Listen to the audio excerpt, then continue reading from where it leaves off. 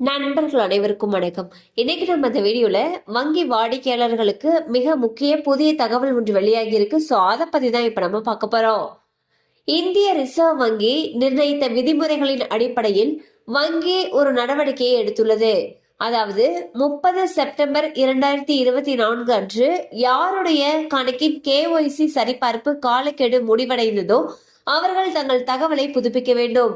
Punjab national வங்கி தனது வாடிக்கையாளர்களை உங்கள் வாடிக்கையாளரை அறிந்து கொள்ளுங்கள் தகவலை புதுப்பிக்க சொல்லியுள்ளது. KYC புதுப்பித்தலை எந்த PNB கிளையிலும் அல்லது PNB1 அல்லது இணைய வங்கி சேவைகள் மூலமாகவும் செய்யலாம்.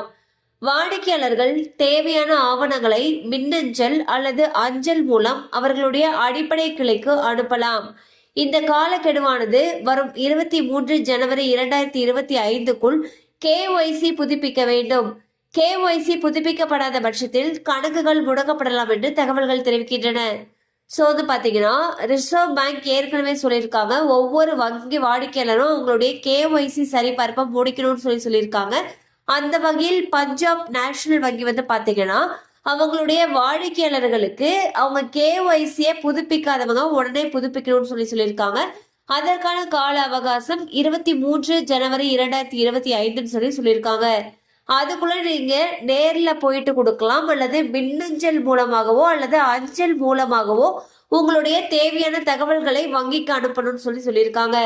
இது குறித்த அடிஷனல் இன்ஃபர்மேஷன் தேவைப்படுச்சுன்னா உங்களுக்கு அருகில் இருக்கக்கூடிய பஞ்சாப் நேஷனல் வங்கி கிளையை அணுகலாம். கண்டிப்பா அந்த அப்டேட் உங்களுக்கு பயனுள்ளதா இருந்திருக்கும் நம்புறோம். மேலும் இது போல அப்டேட்ஸ் உங்களை உடனே ரீச் ஆகணும்னு நினைச்சீங்கன்னா நம்ம சேனலோட தொடர்ந்து இணைந்திருங்கள். தேங்க்யூ ஃபார் வாட்சிங்.